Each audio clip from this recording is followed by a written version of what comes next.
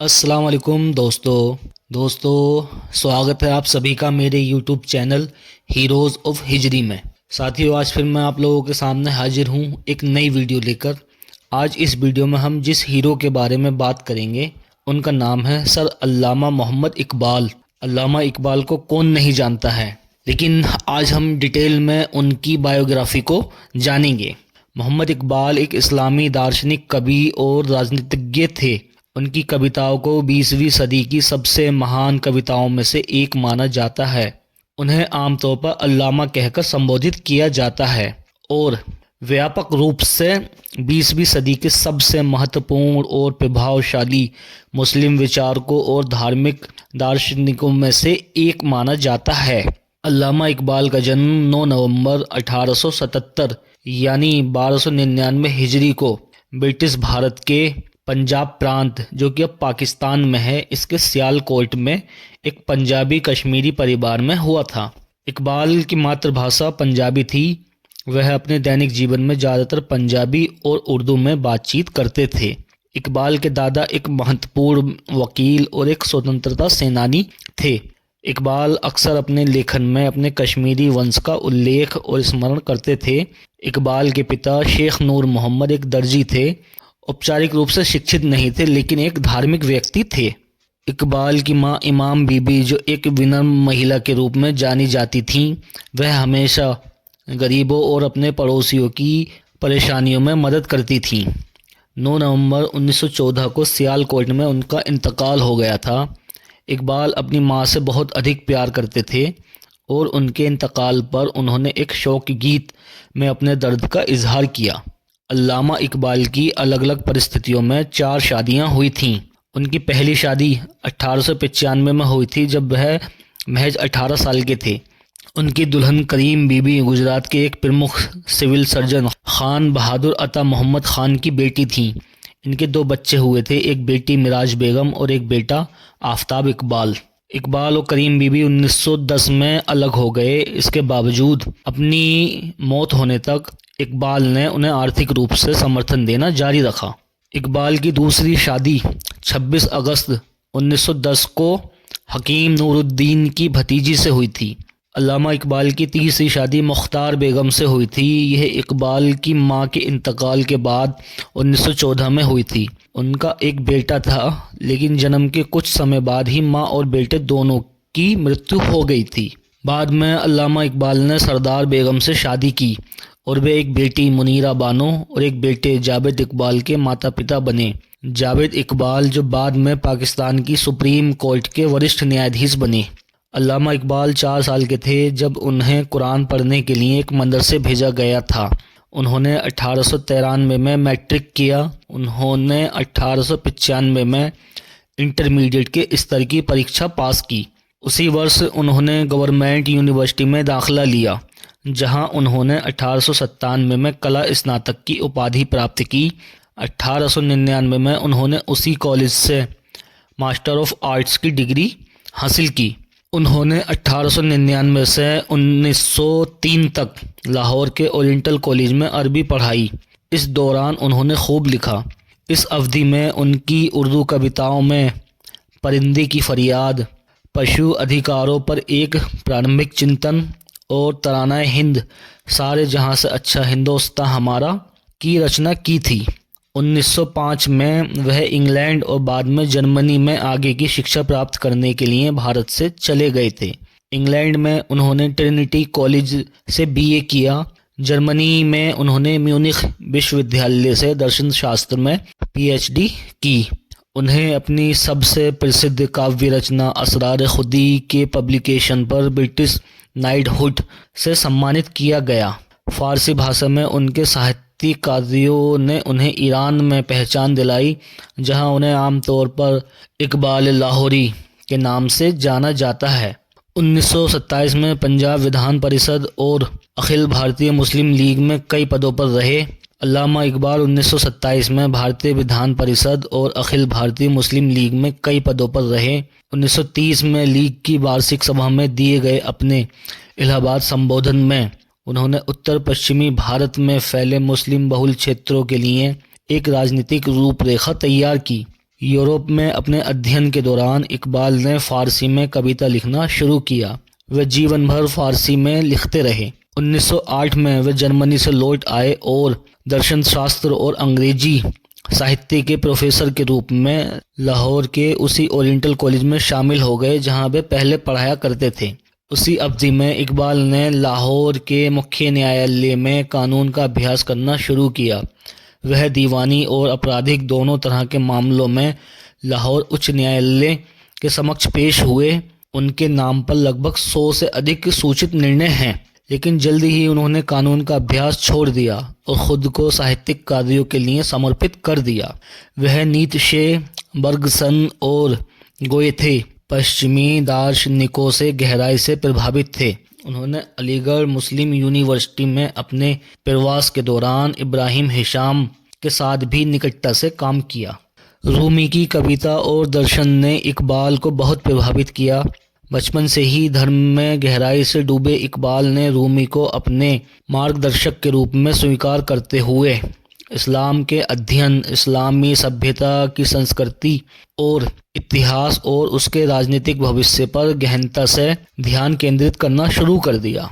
इकबाल ने मुस्लिम राष्ट्रों के भीतर और उनके बीच राजनीतिक विभाजन की निंदा की और हमेशा वैश्विक मुस्लिम समुदाय यानी कि उम्मत के बारे में बात की। इकबाल की कविता का 20वीं सदी की शुरुआत में कई यूरोपीय भाषाओं में अनुवाद किया गया था। इकबाल की असरार खुदी और जावेदनामा का अंग्रेजी में अनुवाद आर.ए. निकोलसन और ए.जी. ऑर्बेरी ने किया था।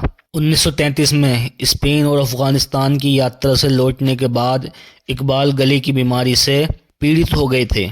उन्होंने अपने अंतिम वर्ष पठानकोट के पास जमालपुर एस्टेट में दारुल इस्लाम ट्रस्ट इंस्टीट्यूट की स्थापना में मदद करने में बिताए, जहां इस्लाम और समकालीन सामाजिक विज्ञान में शिक्षा देने की योजना थी। अपने अंतिम वर्षों में वह आध्यात्मिक मार्गदर्शन के लिए अक्सर लाहौर में एक प्रसिद्ध सूफी अली हुजविरी की दरगाह पर जाते थे। अपनी बीमारी से कई महीनों तक पीड़ित रहने के बाद 21 अप्रैल 1938 यानी 1360 हिजरी को अल्लामा इकबाल का लाहौर में इंतकाल हो गया। उनकी कब्र हजूरी बाग में स्थित है, जो बादशाही मस्जिद और लाहौर किले के प्रवेश द्वार के बीच में एक बगीचा है। उन्होंने प्रथम विश्व युद्ध में भारतीय भागीदारी का समर्थन नहीं किया था और मोहम्मद अली जौहर और मोहम्मद अली जिन्ना जैसे मुस्लिम राजनीतिक नेताओं से निकट संपर्क में रहे। वे खिलाफत आंदोलन में सक्रिय थे और जामिया मिलिया इस्लामिया के संस्थापक सदस्यों में से एक थे। उन्हें गांधी जी द्वारा जामिया मिलिया इस्लामिया का पहला कुलपति बनाने का प्रस्ताव भी दिया गया था, जिसे उन्होंने मंजूर नहीं किया। इकबाल के 6 अंग्रेजी लेक्चर 1930 में लाहौर में पब्लिश हुए और फिर 1934 में ऑक्सफोर्ड यूनिवर्सिटी प्रेस द्वारा the reconstruction of religious thought in Islam नाम की किताब में पब्लिश हुए। लेक्चर मद्रास, हैदराबाद और अलीगढ़ में दिए गए थे।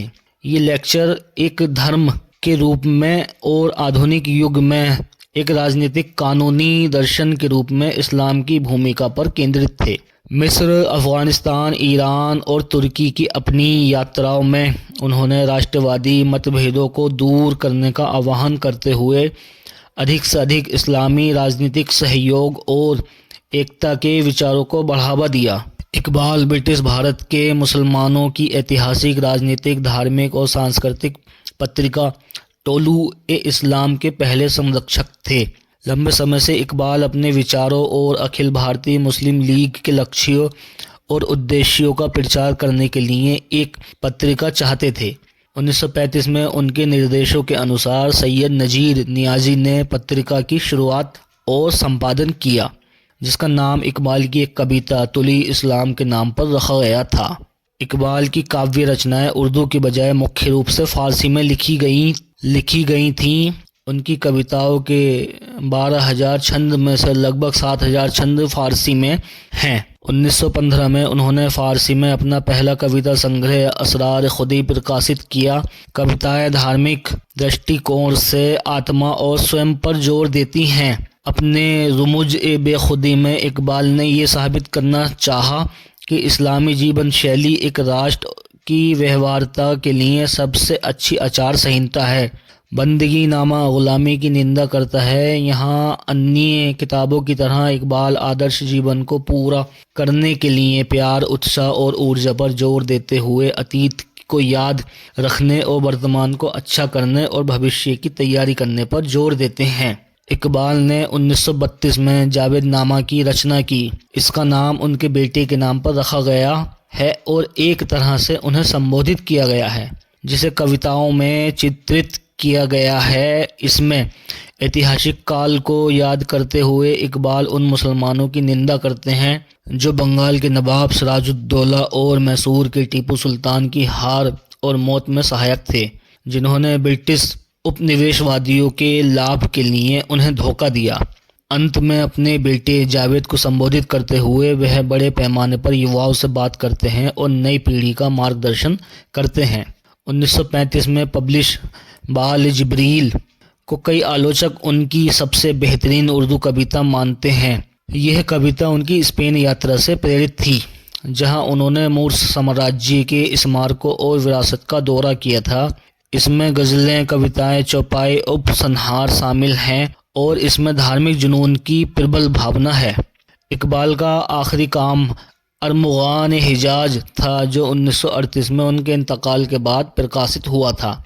इकबाल ने 2 किताबें, the development of metaphysics in Persia और the reconstruction of religious thought in Islam, अंग्रेजी भाषा में लिखी थी। इकबाल सूफियों से बहुत प्रभावित थे। एक बार उन्होंने बुल्ले शाह की एक कविता सुनी और वह इतना प्रभावित हुए कि सुनते सुनते उनके गालों पर आंसू आ गए।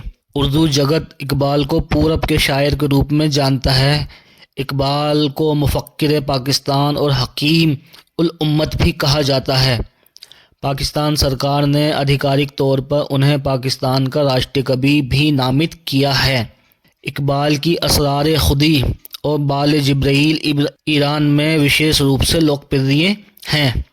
साथ ही ईरान में कई विद्वानों ने 1979 की ईरानी क्रांति को प्रेरित करने और उसे कायम रखने में इकबाल की कविता के महत्व को पहचाना है।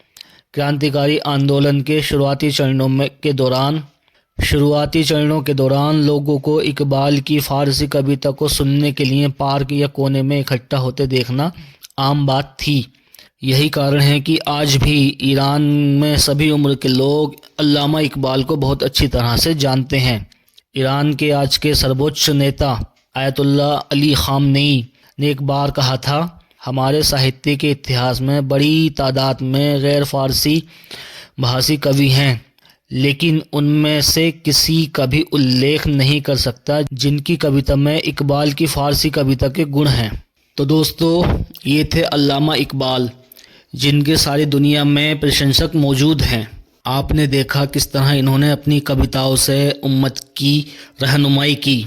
तो दोस्तों, इसी तरह की और वीडियो देखने के लिए मेरे चैनल हीरोज़ ऑफ हिजरी को सब्सक्राइब कीजिए और वीडियो को अपने दोस्तों के बीच में ज़्यादा से ज़्यादा शेयर करें, ताकि सभी लोगों को अल्लामा इकबाल के योगदान के बारे में पता लग सके। ठीक है दोस्तों, तो मिलते हैं अगली वीडियो में। तब तक के लिए अल्लाह हाफिज़।